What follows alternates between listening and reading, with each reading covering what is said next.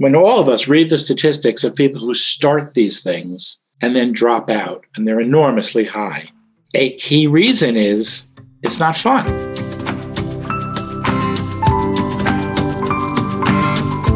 I'm Jeff Cobb. I'm Celisa Steele, and this is the Leading Learning Podcast. Welcome to episode 283 of the Leading Learning Podcast, part of our 7-episode series on the Learning Business MBA. This episode features a conversation with Stephen Schragis, and it covers knowing your audience and what they value, partnerships, hiring staff, subscription models, and the importance of keeping fun and entertainment in mind when developing at least certain kinds of learning products. Stephen Schragis is founder and director of One Day University. Every university has a few professors who are wildly popular. One Day U works closely with those professors to develop the most engaging talks that inform and inspire adult students for a day. Jeff spoke with Stephen in September 2021.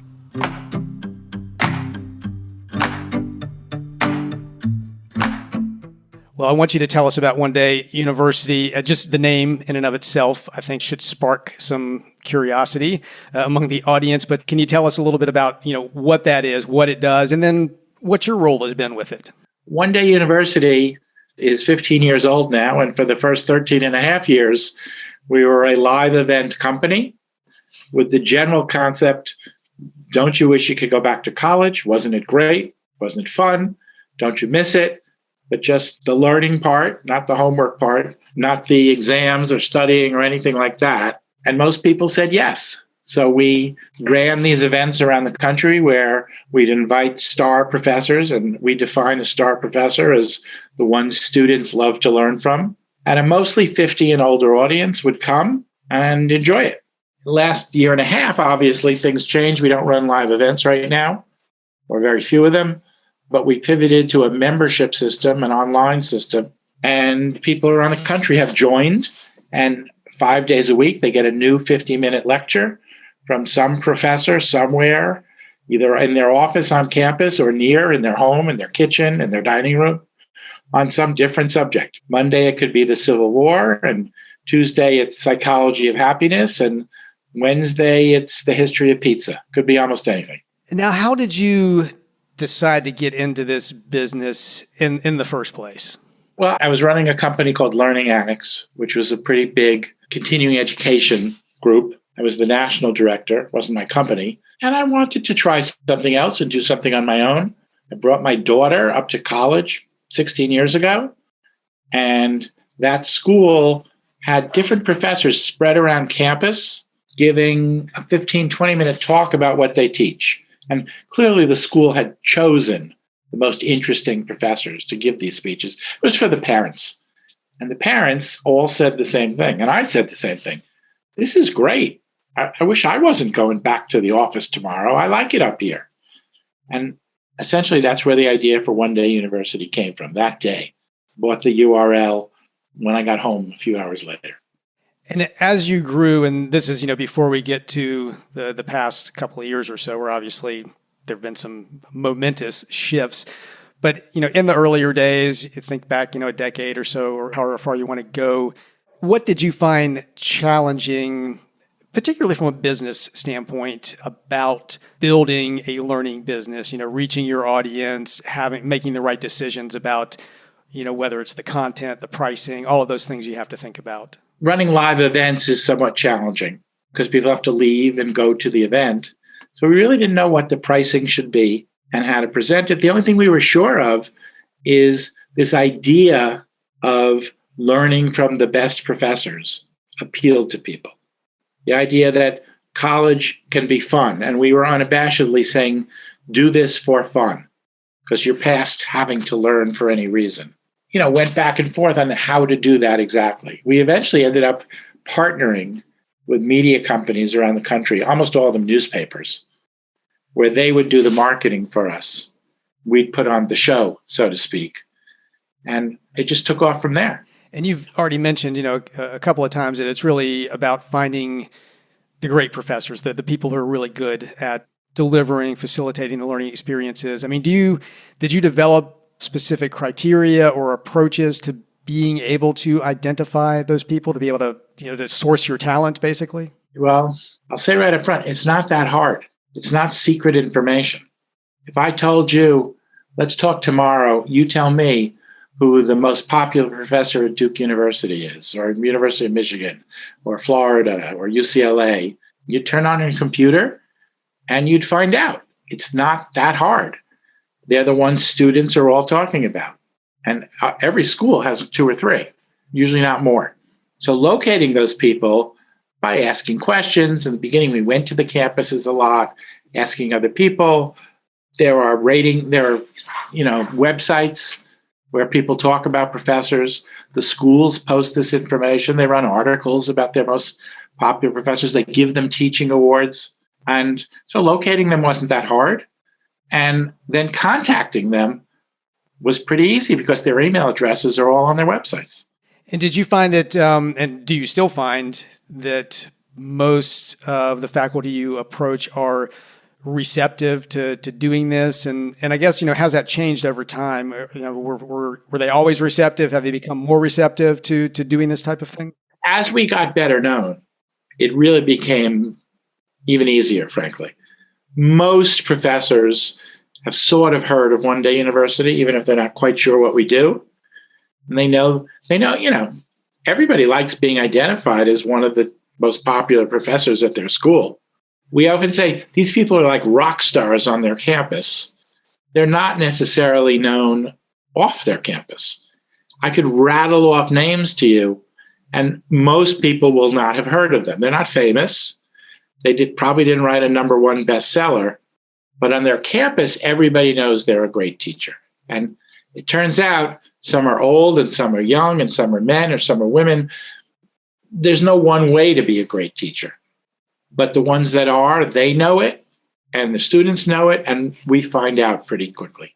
And now let's go to that pivot that you had to make, obviously, as the pandemic came along. You were traditionally live, face-to-face, as you've said, but like most learning businesses, I assume if you were going to survive, you had to make that kind of pivot. But what kind of thinking, what sort of considerations went into making that transition? When did you realize we've got to do this, and here's how we're going to do it? Here's what it looks like. Well, second week in March, we had just finished a weekend of running 2 or 3 events. We all know what went on that week. Everything started closing down. I remember thinking, well, Broadway's open. Then the next day that was closed. And it's not like the NBA isn't running games. Well, the day after that, the NBA closed down. So we knew we had to also. So everyone left the office, and I said, I will see you all in a number of weeks. That's where we were. And did you at that point have to go out and figure out what the technology platform was going to be? Did you have to hire different people? Well, at that point, we were not thinking of doing anything. But then the government announced its PPP loans. And all you had to do was promise, keep paying everybody, and we'll pick up the bill. So you can't say no to that deal. So we applied and got one in just 2 or 3 days. And now we had employees saying, what should I do? Do you need me to do anything? And all we did at that point was run live events. So literally we came up with this idea of soliciting people who had been to One Day University live all over the country. We had their names and their email addresses, and asking if they would like to join this membership program. And what we offered evolved a bit over 2 or 3 months. And a number, many thousands that first week said, sure. The technology, because of this thing called Zoom, which we all know now, but we really didn't know 2 years ago, it wasn't that hard. We record people on Zoom. There are systems that are more professional. One's called Brightcove, which is what we used. I'm not the tech person in our company. We had people who knew more about this. Luckily, one of our top people, her husband was very knowledgeable about video production. He couldn't leave the house either. So he helped us build this thing. And within about a week, we were able to do what just you and I are doing, and then record it and then send it out to members. There's software that's turnkey, and people in the company figured out how to do it, and it just built from there. If you're looking for a turnkey partner to help your learning business with technology and more, check out our sponsor for this series. The COVID-19 pandemic catalyzed the merging of events and education for organizations across the globe. Organizations have realized that synergizing their education and event strategies produces immeasurable benefits, but they need a technology solution that facilitates that merge. Cadmium is focused on providing a full suite of technology solutions, enabling organizations to meet the changing environment head-on. From a host of event technologies to integrated learning management and content creation tools, Cadmium offers everything an organization needs to generate revenue and drive engagement. Learn more and request a demo to see how Cadmium can help your learning business at gocadmium.com. Now, back to Jeff and Stephen. How did you decide that it needed to be, or that what you were going to do was a membership model as opposed to, selling courses one by one? The membership model, the subscription as software as a service and all these things. I read journals and papers just like anyone else. It just sort of seemed this is the time for that. This is a workable model. If you have to sell over and over and over, it's a lot harder than just getting members and promising them something. So we tried to price it pretty low. What we offered them, as I said, evolved after a while, but it just seemed a natural thing to do. We're obviously not the only membership company out there. There's plenty of them. Only recently did we now have more intensive, longer courses that do cost some money. We call them premiums. And about 10% of our members tend to buy some of those as well. Tell me a bit more about the premium model, how that works, and how you decided to add that into your offerings. Our story is the lectures are 50 minutes, 50. And the question and answer period is 10 minutes on a chat roll so that people who have questions type them in. People's attention span is somewhat limited. You can't run a 7-hour course. So we came up with this 1 hour, 5 days a week concept, and you pick the ones you want. But then we found sometimes people said, we were just getting started, and the professor said, okay, that's all the time I have. Or 40 people had questions and only 4 or 5 of them got answered. So we decided, 2 or 3 times a month, let's go into more depth. We used to do this when it was live. We called them intensives. And the lecture was usually a full 2 hours. And the question and answer period was longer. And it was for a period of people who were very interested in this subject. They weren't going to take all of them, but they picked what they wanted. And we found a percentage of our students like to do that. But again, this just started a couple of months ago. And when you look out in the future at this point, I know nobody has a crystal ball, but hopefully someday COVID, all of the travel restrictions and everything else are behind us. Let's assume they are. Do you think you will revert to the sort of same level of face-to-face, or what does the mix look like in the future for you? We're trying a few live events here and there, and an awful lot of people are not comfortable coming yet, even with vaccination rules and mask rules. So we're not going at this very hard right now. When it is safe, and I don't know if that's another 2 weeks or 2 months or 2 years, I don't know, obviously. When it is, we may try some very large events with lots going on, lots of professors in certain major cities, so that the events are really carnival-like and learning festivals, so to speak.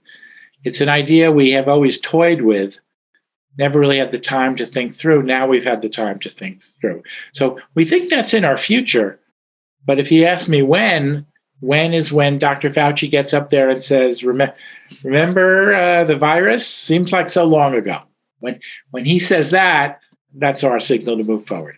A lot of organizations, a lot of learning businesses have not realized the potential of partnerships. And I know you've already mentioned it. Partnerships were important for you, are important for you. Can you talk a little bit about sort of A, how that came about, and then B, is there any guidance you would offer to anyone who wants to leverage partnerships to grow their learning business? You have to be unique. You have to be able to talk about your product. And I hate to call education or learning a product, but we're a business. We're a for-profit business. That's why we're doing this. We don't have an educational mission, except we like education, obviously. We're not NYU. We're not Columbia. So you really need to learn to say, how are you different in fact, better than 1,000 other people. And if you can do that, then doors will open. And so we perfect that a lot and keep changing it. Don't always hit a home run, but I find that only when I'm successful at convincing people that there's no alternative to one-day university. Either work with us or don't work with anybody. Only when I can convince people of that does the partnership fall into place. But many, many of them have, I'm glad to say. And two questions. One is, how do you typically articulate your value proposition right now when you're going to a partner? What do you say about one-day university to make them realize that they need to work with you? There are 1 million people offering educational talks. Maybe not 1 million, but an awful lot. Every school, every church, every temple, every group everywhere. So there's so much out there. You could do this all day for 24 hours for years. People's time is valuable.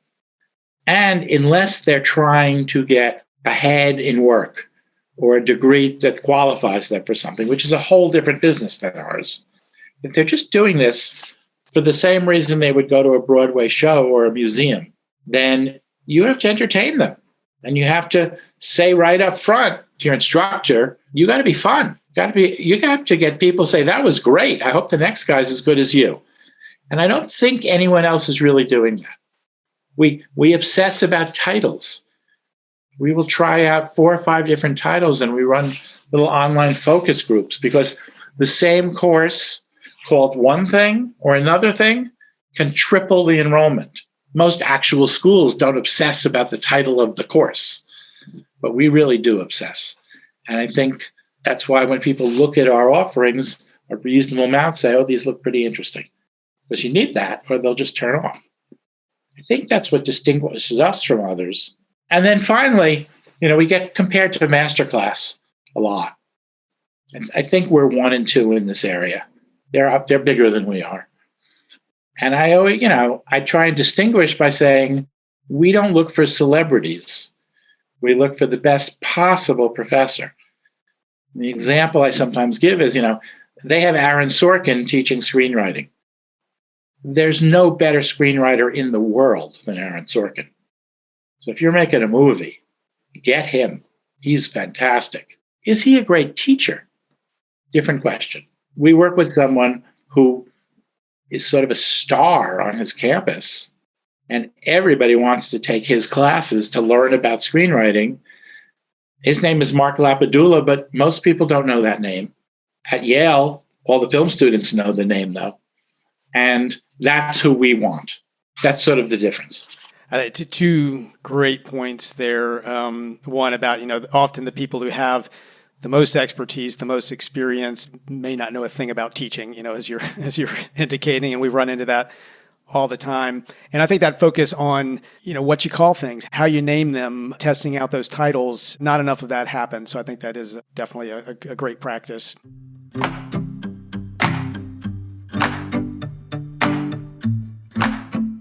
Have you had partnerships that have not panned out? And to the extent that you have, why? What do you want to try to avoid in a partner to keep it from falling apart? I like talking about successes more than failures, but I will say our audience is not under 30. Our audience is not people who are totally busy bringing up their kids or people who are really working to get ahead at work. It's a younger group. There's no benefit to one-day university except it's good for your brain. When we've partnered with groups that had objectives different than ours, it wasn't so successful. When we partner with groups that tend to cater to the very people we're looking for, it's been more effective. And as I say, our group is bigger than niche. I don't think it's mass market. It's certainly in the many millions. And one of the publishers we worked with pointed out, there's a new, vibrant, healthy, intellectually curious 65-year-old born every 8th of a second in this country. And so that's a pretty big market to go after. Well, speaking of markets, you and I are talking as part of a series we're doing on, what we're calling the learning business MBA. So what it takes for a learning business to succeed as a business. And when you think about that, think about what it takes for a learning business to succeed. I mean, what kinds of skills, knowledge, behavior come to mind based on your own experience? If you're in the business that we're in, for people who are truly educators to provide information so that people can do their job better, can be a better coder or computer programmer or gardener or physicist or whatever, it's different. And I understand that's not the business I've ever had much to do with. But if people are doing this and don't have to, then you better not forget that people need to enjoy themselves. It has to be fun. It can't go on too long. It has to sound interesting, and then it has to deliver on being an interesting, and it has to seem sort of unique. And people's time are valuable, so that when we sell One Day University, we sometimes say, if you've ever been to an event where an incredibly well-credentialed speaker is incredibly boring, and everyone shakes their head and said, yeah, I've been to some of those, then you know what our mission is. Our mission is to never let that happen. Not saying it doesn't happen sometimes, but we really try not to. It is interesting because, you're drawing a distinction between, those who might be working to advance themselves in their career and their work and that sort of thing versus people who don't have to. I think there probably is a lot of overlap at this point, though, because even if you're trying to serve people who maybe need to earn some continuing education credit, who are trying to advance, if you're serving them boring stuff that they're not really all that interested in participating in, you're not going to get them. They have other options, basically. Right. When all of us read the statistics of people who start these things and then drop out, and they're enormously high, a key reason is it's not fun. It's not interesting. So unless you have to do it, you'll drop out. If it's something you thought would be good for you, probably would be good for you, but this is like, pulling teeth, you're going to lose those people. So we really try to work to make it enjoyable. And again, you can usually tell 30 seconds into a professor's talk whether they're into it and they're going to be fun and entertaining and interesting or not. It's not hard to figure it out pretty quickly. So, out of what I've been hearing from you in terms of those sort of, business skills, knowledge, behavior, whatever, it sounds like I don't know if you've studied it or if it comes to you naturally, you've just developed the abilities over the years, but certainly sounds like marketing is very important and probably an attention to details or just sort of production values, getting the right content in the right way. Is what I'm saying resonating, that sort of marketing and production side of things? I would say yes. I'll also say that the phrase, every company is only as good as their technology, really is true. If I were in charge of the technology of our company, we would be out of business, no two ways about it. But I work with some people who are very good at that. And you need that because that's the world we live in now. So don't neglect that part. If the sound isn't good, if it comes across crackly, you lose people. Just everything. Keeping track of your data, using it to evaluate things, doing business by the seat of your pants, the way people did once before, just doesn't work. And I'm not saying I understand all this stuff, but get people who do. Actually, 2 lines of follow-up I wanted to have there because, it sounds like I was going to ask you about sort of the relationship between technology, and a successful learning business. I think there's probably any business has to have the right people with the right understanding of technology, but the learning business has its own, sort of specific types of technology. It sounds like getting that right in your mind is very important. So you have to have the right people there to do that. And then related to that is that idea of getting the right people. We've talked about marketing. We've talked about sort of the production, attention to detail and producing the right things. We've talked about technology some, but you have to have the right people there to do all of that. So, how have you managed to kind of build the team you need to find the people and to help, to the extent you needed to, cultivate and develop those people over time? My business partner is a little younger than me, but roughly my age. And we had worked together for the Learning Annex when I was there. And he had a graphic design background and we needed that. And he had a real good business mind. So he was a great partner and we still work together. Beyond that, almost everyone we have was hired right out of college. And I'm actually not a huge believer in finding people who've developed skills over the years and now you need them. Looking for people who can learn really fast and have the right attitude and can communicate well. So the people we've interviewed and brought in, they still laugh at what they had to go through. Talk to them. I ask them if they like movies. Everyone, of course, says yes. I say, why don't you tell me about a movie you saw that you loved and make me want to see the movie? And then they start to answer. And I say, no. Think about it a minute, because this is the first and maybe the most important question of the interview. And they think about it, and some of them come back and they just do a great job. And some of them just fumble and don't communicate it well, and I don't know what they're talking about. And that often is the indicator right there. Look for people who can communicate well, who have sort of a sense of humor, who look like they'll work well with others. You can just tell. And they may know nothing on day one, but by day 60, they'll know a lot. I love that question. I might have to use that myself. It's always, it's amazing how revealing something like that can be. Yeah. They're shocked, but they're so shocked when I say, no, think about it a little, because it's a very important question. I often say, take a minute to tell me. So some people answer and they just ramble 7 or 8 minutes, and that tells you something. And some people just say, Wizard of Oz, it was great.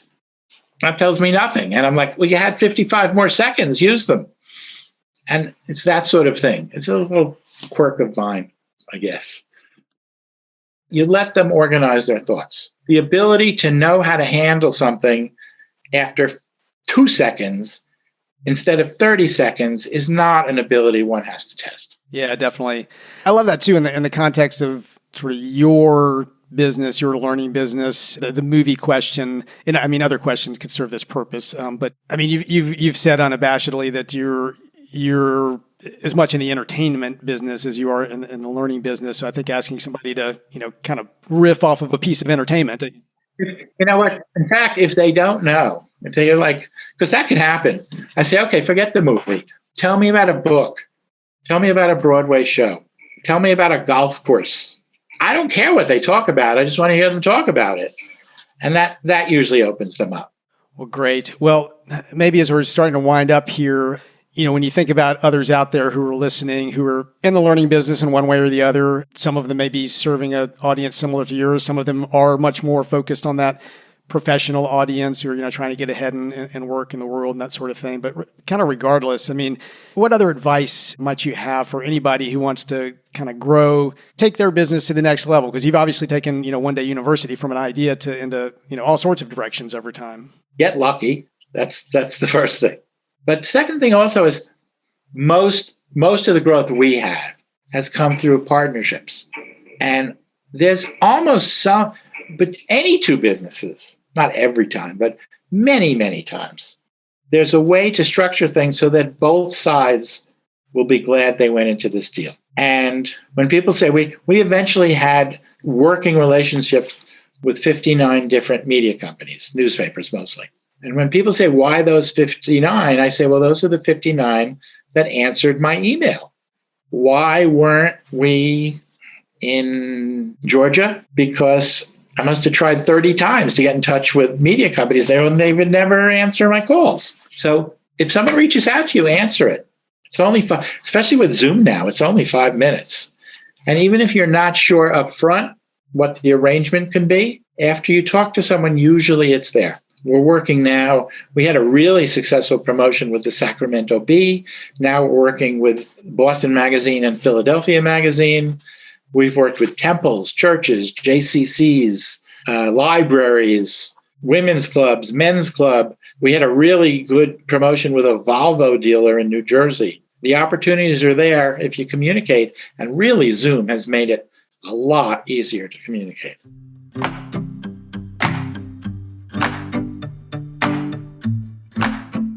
Stephen Schragis is founder and director of One Day University. You can learn more about One Day U at onedayu.com.